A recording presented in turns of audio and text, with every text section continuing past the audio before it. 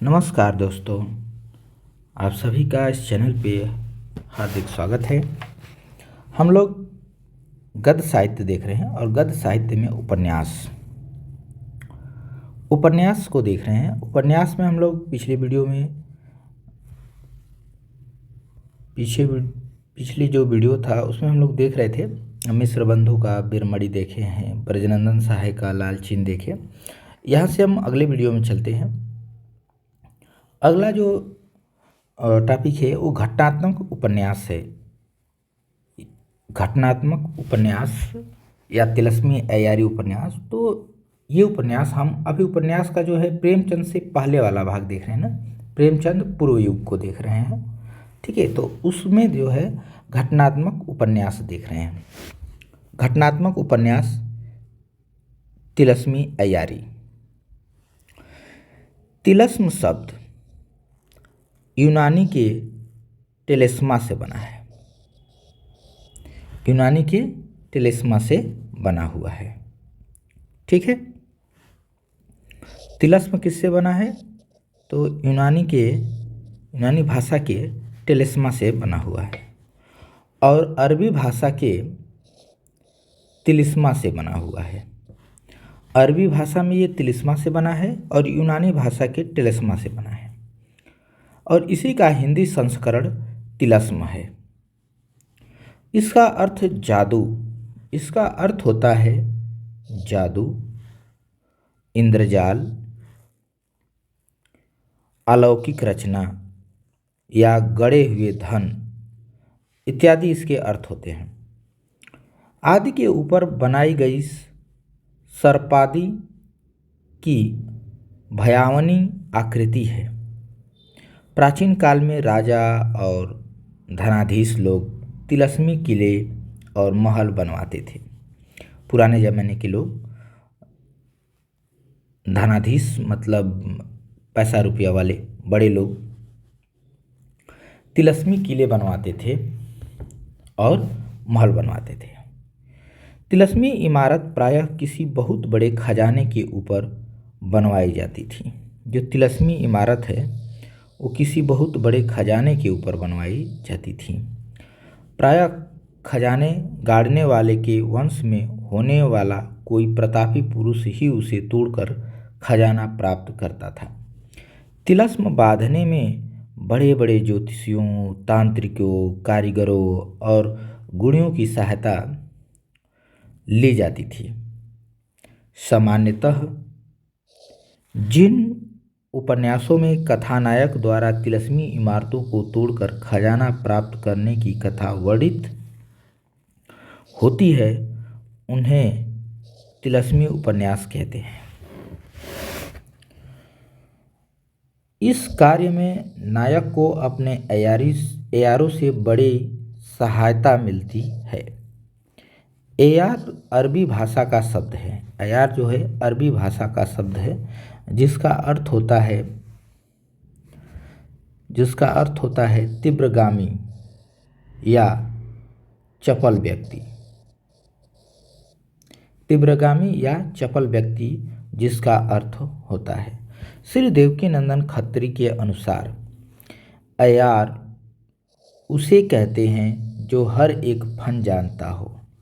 लेकिन देवकीनंदन खत्री जो है जब अपना उपन्यास तिलस्मी अय्यार या घटनात्मक उपन्यास लिख रहे थे तो उन्होंने जो है अय्यार का अर्थ बताया है कि अय्यार उसे कहते हैं जो हर फन जानता हो। शक्ल बदलना और दौड़ना उनका मुख्य कार्य है।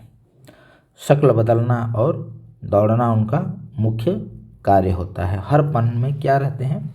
मौला रहते हैं। चलिए आगे बढ़ते हैं। तो पहले ही उपन्यासकार इसमें हमको देखने को मिल जाते हैं बाबू देवकीनंदन खत्री। बाबू देवकीनंदन खत्री पहले उपन्यासकार मिलते हैं और इनका जन्म जो है 1861 ईस्वी में और मृत्यु देखा जाए तो 1913। तो मृत्यु पर ज़्यादा फोकस नहीं करना है, आपको इनके जन्म पर ही फोकस करना है। ठीक है, जन्म 1861 ईस्वी। विशेष तथ्य क्या है इनके बारे में उसे देखते हैं।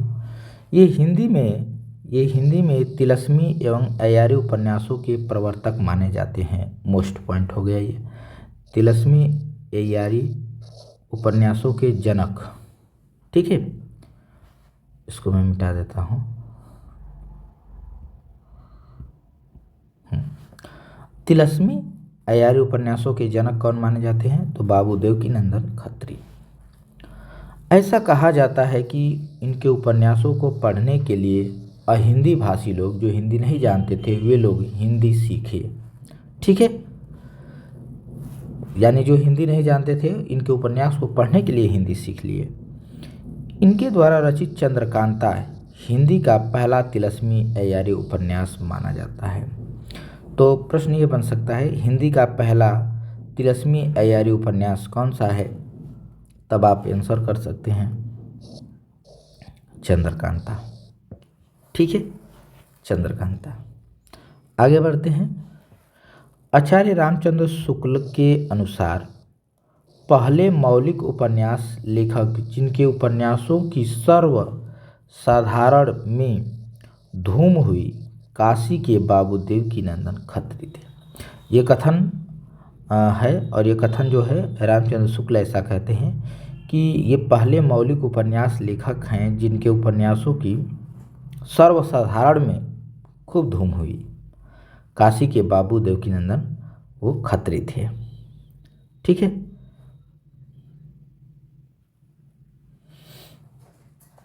आगे बढ़ते हैं। प्रमुख उनके उपन्यास, इनके प्रमुख उपन्यास कौन कौन से हैं उसे देखते हैं। पहला उपन्यास इनका आता है चंद्रकांता। कौन सा उपन्यास आता है? चंद्रकांता आता है। यह 1888 ईस्वी में लिखा गया है, याद रखेंगे। कब लिखा गया? 1888 ईस्वी में। ठीक है, और 1891 ईस्वी में ये पूरा होता है, और ये 4 भागों में। तो आपको 1891 नहीं याद रखना है, आपको याद रखना है 1888। चंद्रकांता उपन्यास की नायिका जो है विजयगढ़ की राजकुमारी चंद्रकांता है। विजयगढ़ की राजकुमारी चंद्रकांता इस उपन्यास की नायिका है, और नौगढ़ के राजकुमार वीरेंद्र सिंह उसके प्रेमी हैं। तो आपको ये पॉइंट याद रखना है। कौन सा पॉइंट? विजयगढ़ की राजकुमारी चंद्रकांता। विजयगढ़ की राजकुमारी चंद्रकांता और नौगढ़ के राजकुमार वीरेंद्र सिंह। नौगढ़ के राजकुमार वीरेंद्र सिंह ये चंद्रकांता के प्रेमी हैं, और इस उपन्यास के नायक भी हैं। कौन? वीरेंद्र सिंह। चंद्रकांता अपनी सखी चपला के साथ एक तिलस्म में फंस जाती है। चंद्रकांता जो है एक तिलस्म में फंस जाती है अपनी सहेली के साथ। राजकुमार वीरेंद्र सिंह अपने अय्यारों की सहायता से तिलस्म तोड़कर राजकुमारी को मुक्त करते हैं।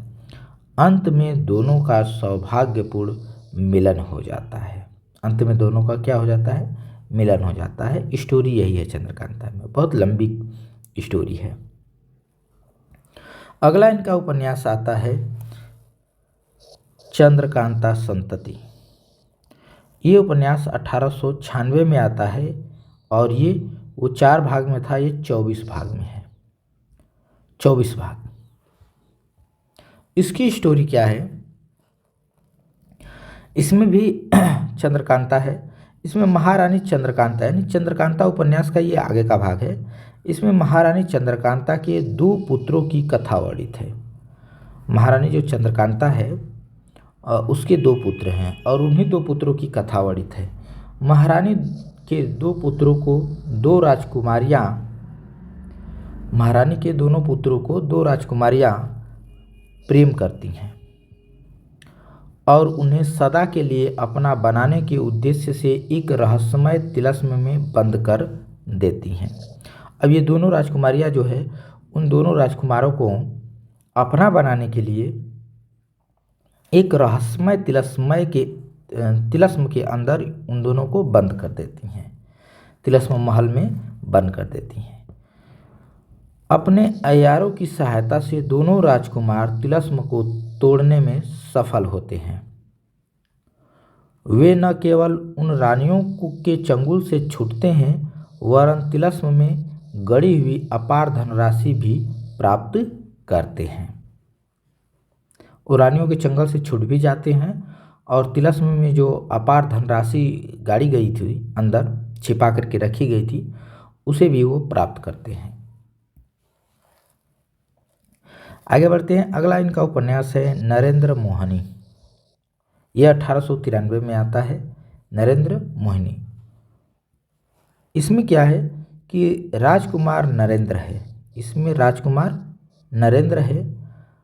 तो राजकुमार नरेंद्र पर दो राजकुमारियां एक साथ आसक्त हैं, मोहित हैं। राजकुमार नरेंद्र पर दो राजकुमारियां जो है आसक्त हैं।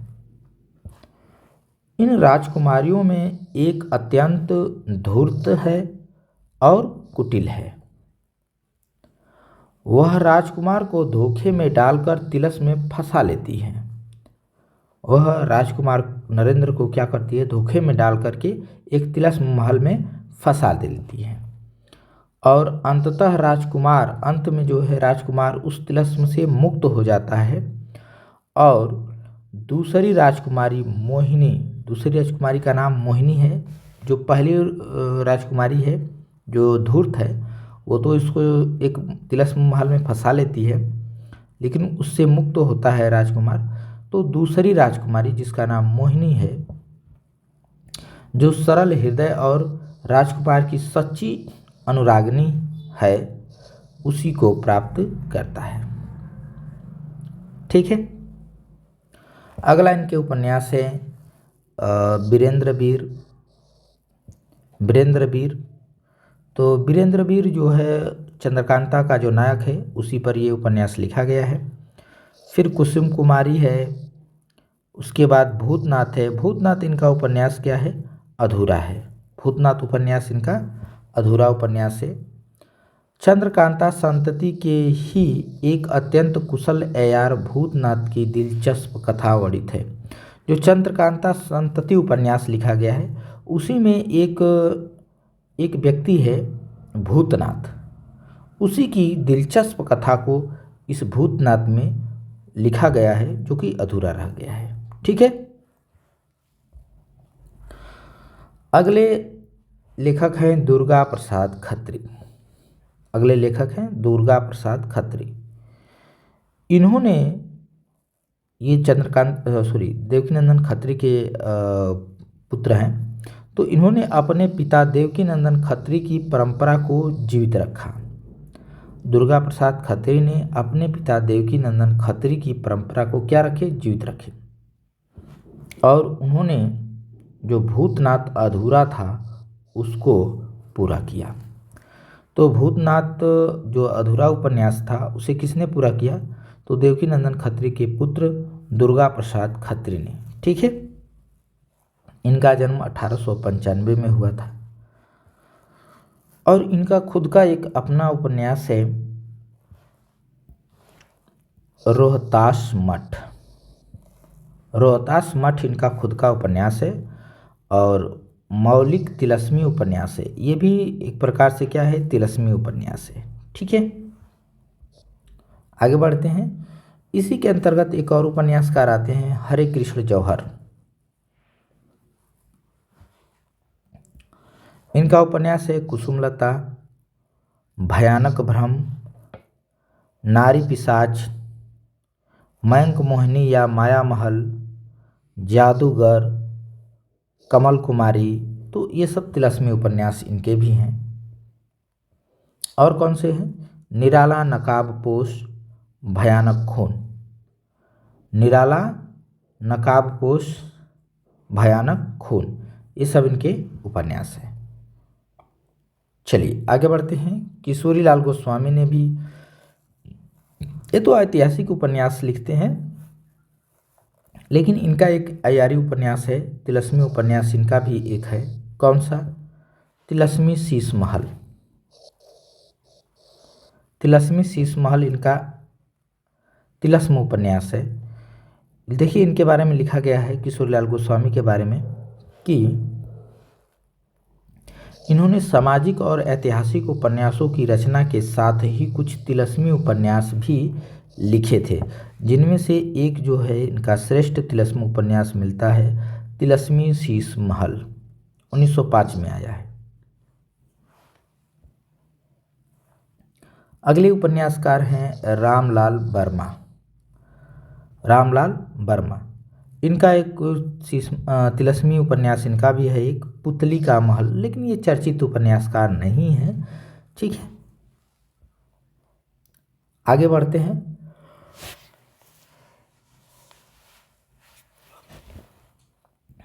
अब घटनात्मक उपन्यास में एक जासूसी उपन्यास, वो घटनात्मक उपन्यास में अयारी उपन्यास था, ये घटनात्मक उपन्यास में जासूसी उपन्यास।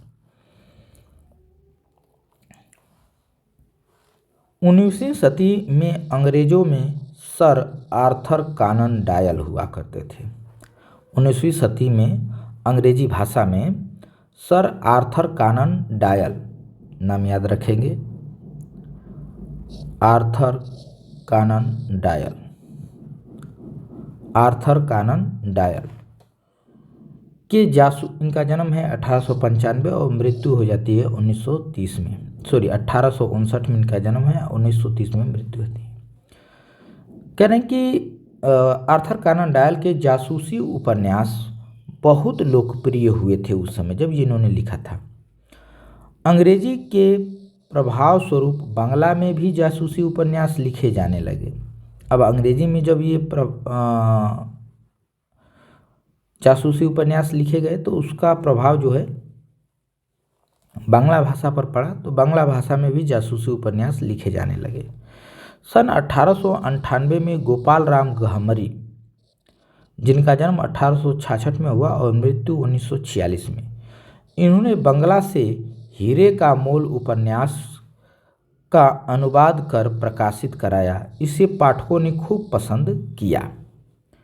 इन्होंने एक उपन्यास जो है बांग्ला भाषा से उठाया, हीरे का मोल, और इसको जो है प्रकाशित कराया। जो अनुवाद है बहुत पाठकों को पसंद आया। जब पसंद आया तो गोपाल राम गहमरी ने जो है बहुत सारे जासूसी उपन्यास लिखे।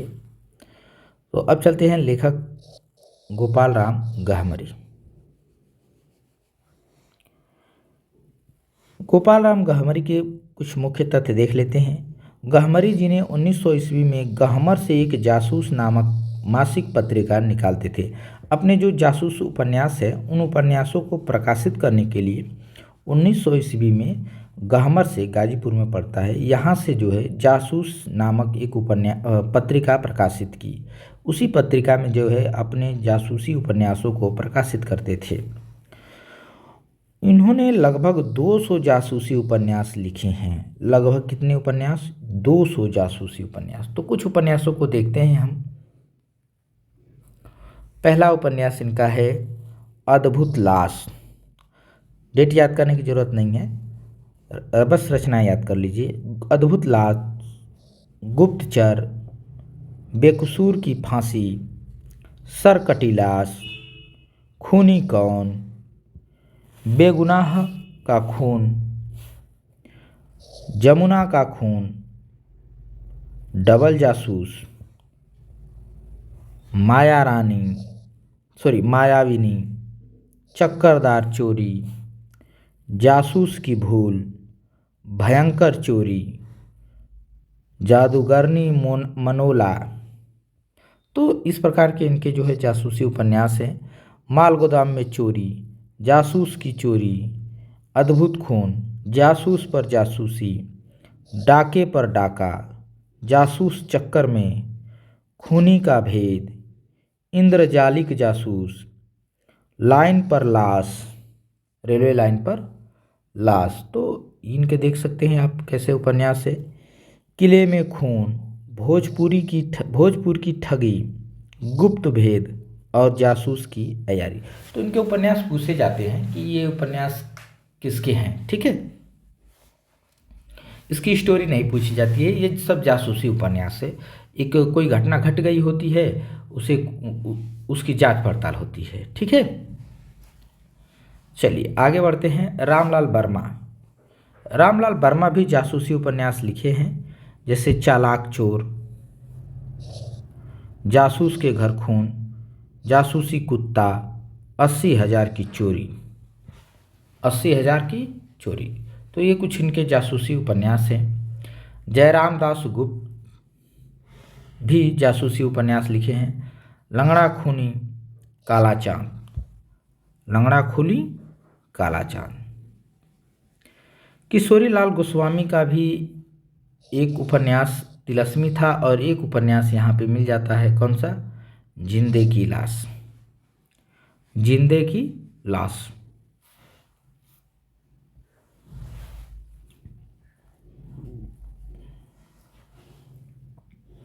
आगे बढ़ते हैं। अब घटनात्मक उपन्यास में जो है अद्भुत घटना प्रधान, अद्भुत ज़्यादा, जैसे प्रेमचंद पूर्व युग में कुछ ऐसे घटनात्मक उपन्यास लिखे गए जिनमें चोरी, डकैती, जाल फरेब, जुआ, खून आदि से संबंधित अद्भुत कांडों का जाल रहता था, जिसमें देख सकते हैं अंबिका दत्त व्यास भी एक लिखे हुए हैं। आश्चर्य वृतांत।